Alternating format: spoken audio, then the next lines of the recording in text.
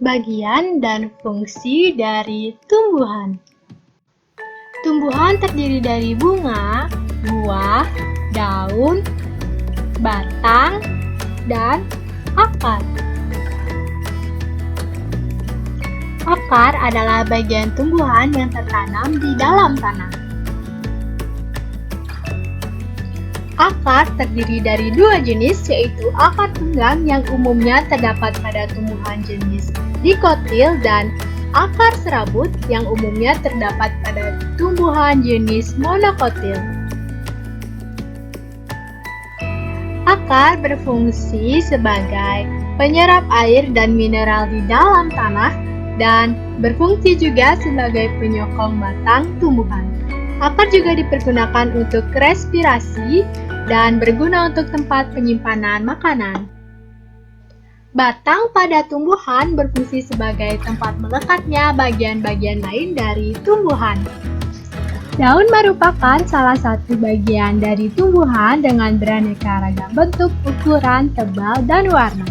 Daun terdiri dari helai daun, tulang daun, pelepah, dan tangkai daun. Macam daun ada 4, yaitu menyirip, melengkung, menjari, dan sejajar. Daun berfungsi sebagai tempat pembuatan makanan atau fotosintesis. Daun juga berfungsi sebagai tempat proses respirasi dan tempat transpirasi. Dan juga daun berfungsi sebagai alat perkembangbiakan vegetatif.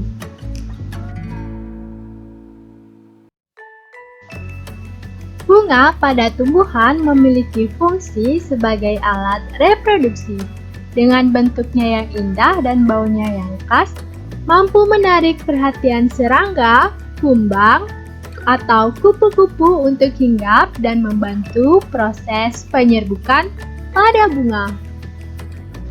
Buah merupakan hasil dari proses penyerbukan. Fungsi buah adalah untuk melindungi biji.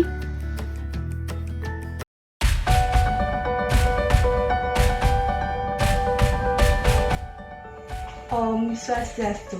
Perkenalkan, saya Niputu Anggelina Arenita dari kelas G4 nomor absen 1 akan mempraktikkan pembuktian fungsi batang sebagai transportasi pada tumbuhan. Alat dan bahan yang perlu disiapkan yaitu yang pertama, tanaman bunga pacar, air di dalam gelas, pewarna makanan, dan cutter. Tahap pertama yang kita lakukan yaitu memotong akar pada tumbuhan pacar. Tahap yang kedua yaitu kita tuangkan pewarna makanan pada gelas yang berisi air.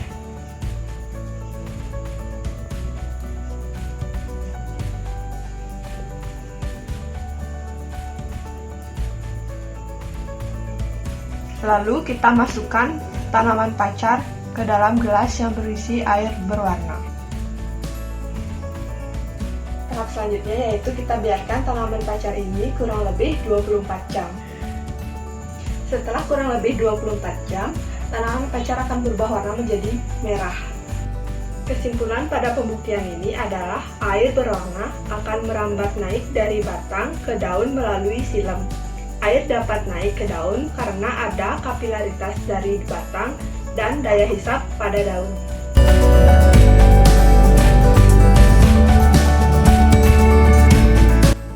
Baik, sebelumnya Om Swastiastu. Perkenalkan, saya Putu Yulia Harginingrum, NIM 18110310992, kelas G semester 4 nomor absen 6. Di sini saya akan melakukan fotosintesis pada tumbuhan Hydrilla verticillata. Sebelum lanjut ke percobaan, yang perlu diketahui yaitu fotosintesis adalah salah satu cara tumbuhan untuk menghasilkan makanan dan energi. Dengan kata lain, fotosintesis adalah pembuatan makanan oleh tumbuhan hijau melalui suatu proses biokimia pada klorofil dengan bantuan sinar matahari. Karena kemampuannya membuat makanan sendiri, tumbuhan hijau dikenal sebagai organisme autotrof. Dan Tujuan dari percobaan fotosintesis ini adalah untuk membuktikan bahwa fotosintesis menghasilkan oksigen. Nah, percobaannya yang pertama, isi gelas kimia menggunakan air keran sampai penuh atau paling tidak 3/4 pada gelas kimia.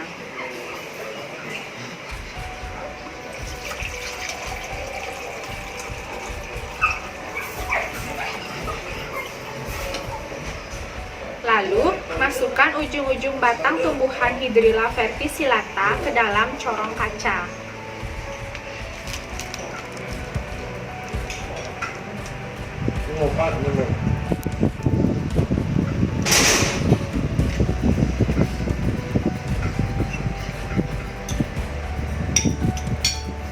Sampai corong kaca tersumbat. Seperti ini. Lalu, masukkan corong kaca ke dalam gelas kimia.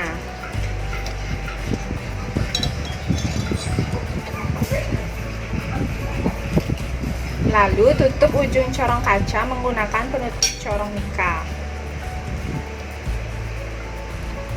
Lalu, taruh di bawah sinar matahari dan amati apakah menghasilkan oksigen atau tidak.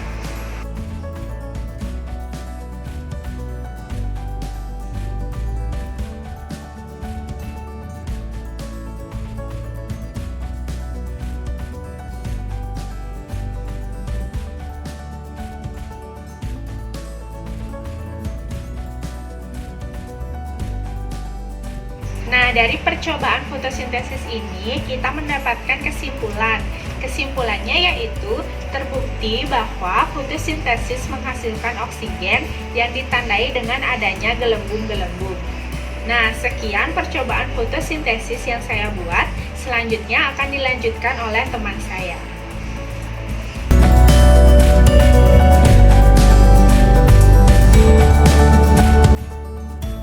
Om Swastiastu, salam harmoni. Perkenalkan, nama saya Kadek Chandra Dwi Puspa, nomor absen 2 dari kelas G semester 4.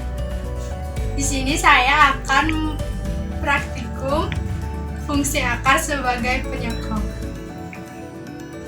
Jadi, alat dan bahan yang diperlukan yaitu pertama, biji kacang, bisa kacang hijau, kacang tanah, atau biji-bijian yang lainnya. Kemudian yang kedua, botol atau gelas bening. Kemudian ada air secukupnya. Kemudian yang terakhir ada kapas. Cara kerjanya yang pertama, ambil kapas. Yang kedua, basahkan kapas. Kemudian letakkan di gelas atau wadah yang bening. Kemudian ambil beberapa biji, kemudian letakkan di dalam kapas yang basah.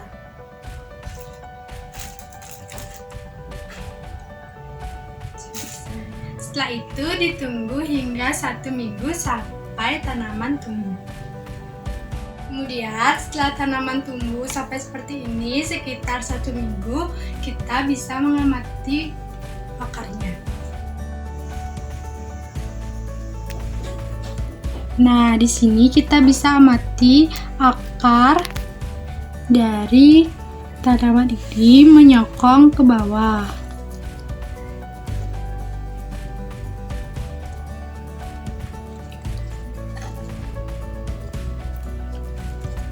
Karena potnya bening, jadi kita bisa melihat akarnya tumbuh ke bawah seperti ini.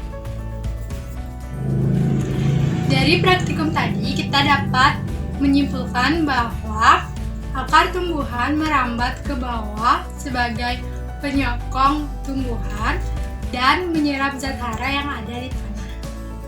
Baik, sekian praktikum dari saya. Saya tutup dengan Parama Santi.